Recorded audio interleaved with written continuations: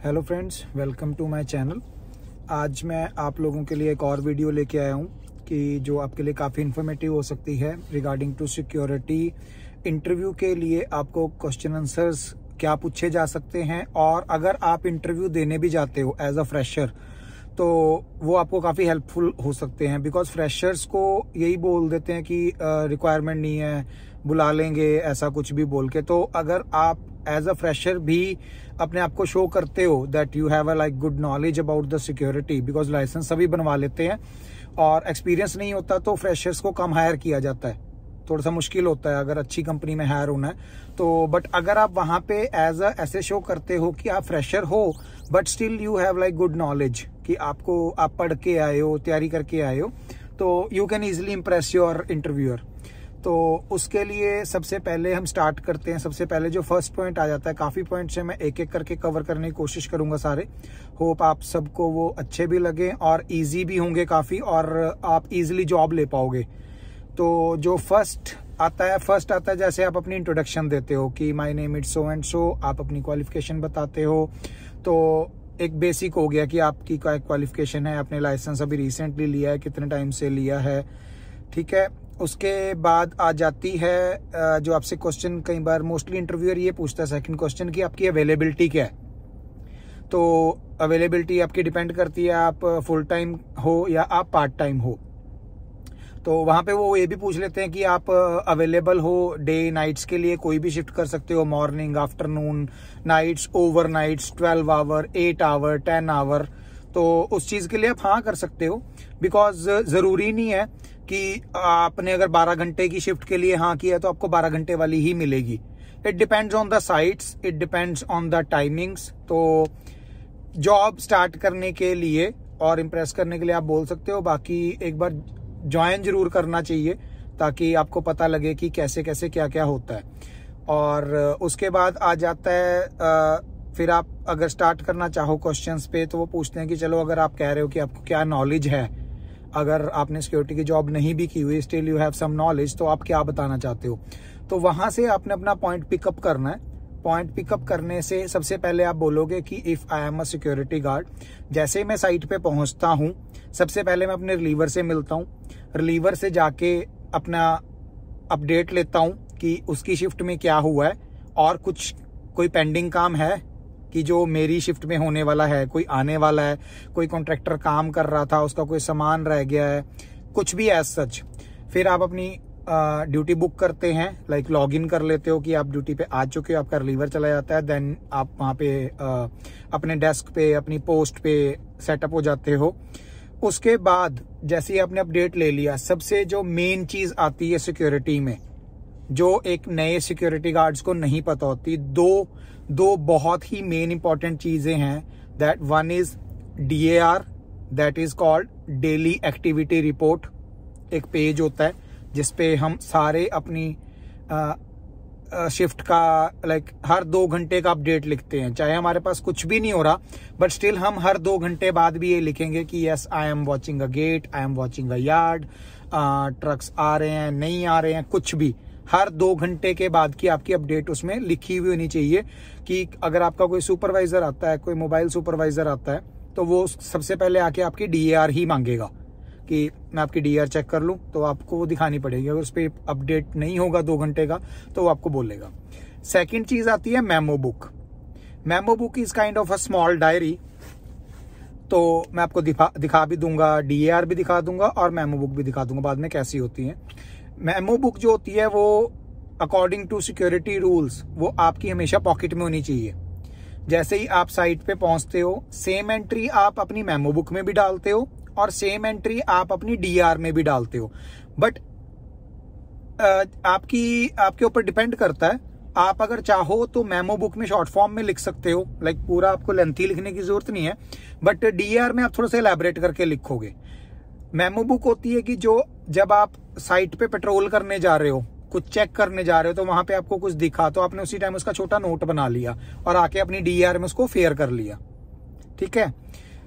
2 चीजें ये main important है। थर्ड इंपॉर्टेंट चीज इज पेट्रोल। पेट्रोल वो वाला पेट्रोल नहीं जो हम गाड़ी में डालते हैं, पेट्रोल होता है जो घूम के करना होता है। पेट्रोल भी 2 तरह के आते हैं।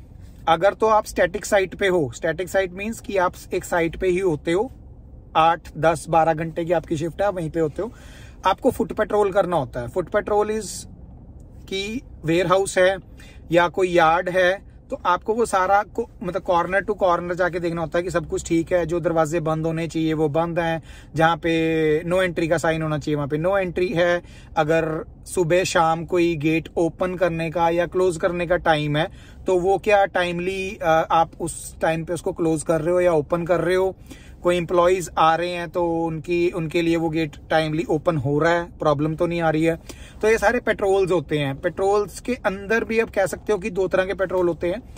कुछ कंपनीज होती हैं जो पेट्रोलिंग के लिए आपको एक डिवाइस देती हैं, और कुछ कॉर्नर्स पे, कुछ स्पेसिफिक स्पॉट्स पे NFC टैग्स लगा देती है। उससे क्या होता है कि पता रहता है, आप वो डिवाइस लोगे हाथ में, अपना लॉगिन करोगे और उस स्पेसिफिक पॉइंट पे जाके आपको वो मोबाइल या वो डिवाइस टच करना पड़ेगा, तब वो वहां पे दिखाएगा कि यस, कि नो इश्यूज, उसको टिक कर दो आप। अगर कोई इशू दिख रहा है तो उससे कुछ पॉइंट्स होते हैं कि इशू है, कुछ है, तो उसको इशू करो, फिर वहां पे रिपोर्ट करो उसको कि वहां पे हुआ क्या है, फिर वो इन्फॉर्म करो।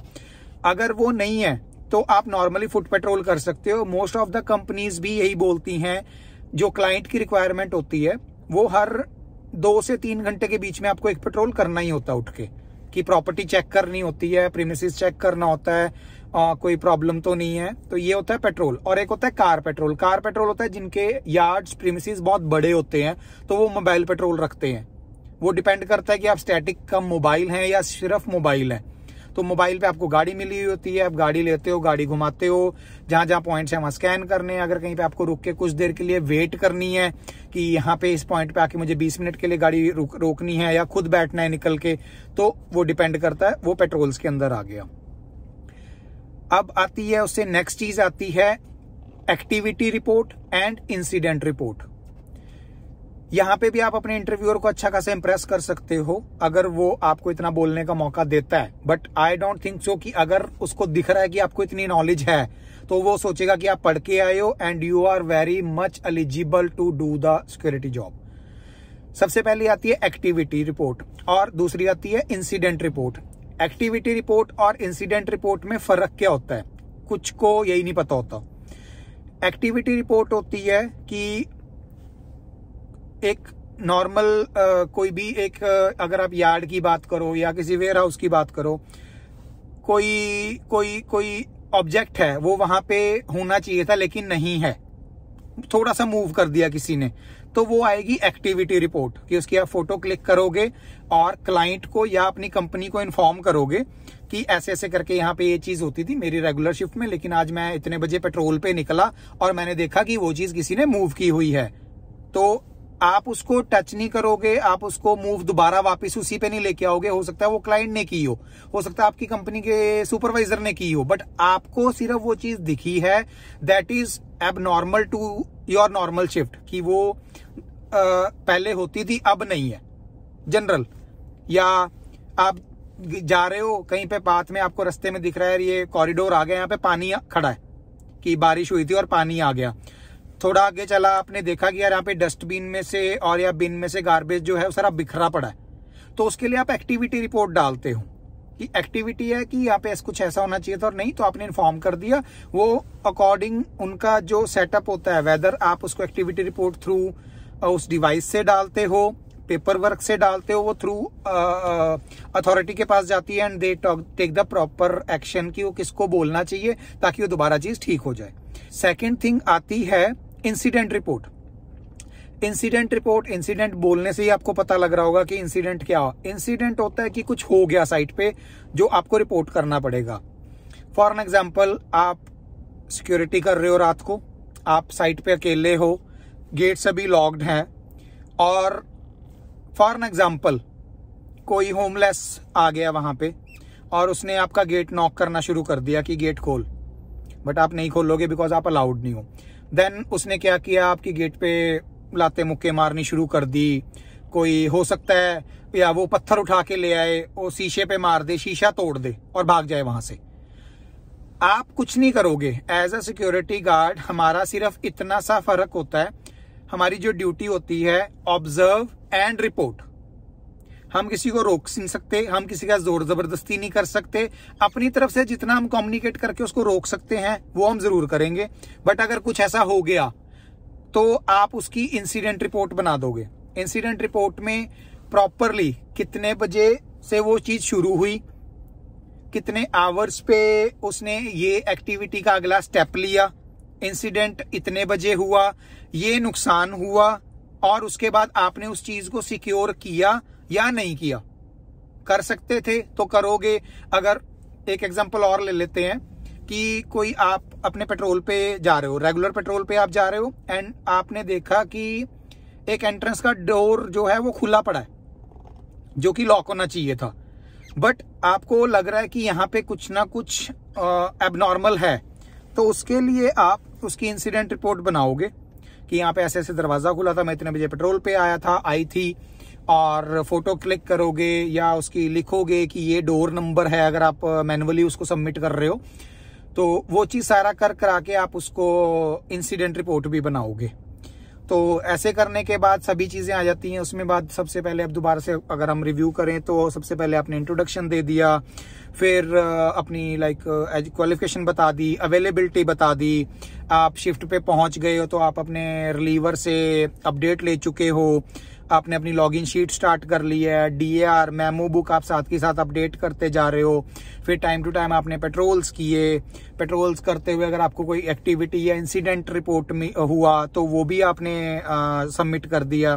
आफ्टर दैट अब आपकी शिफ्ट एंड होने का टाइम आ गया है, एंड अब आपका जो रिलीवर है वो आ चुका है आपसे 5-10 मिनट पहले। तो आप जो भी अपनी शिफ्ट का सारा ब्यौरा बोल देते हैं, सारांश बोल दो, जो भी आपने किया, आपने लिखा भी है, but in a quick words उसको आप अपने रिलीवर को भी बता दोगे।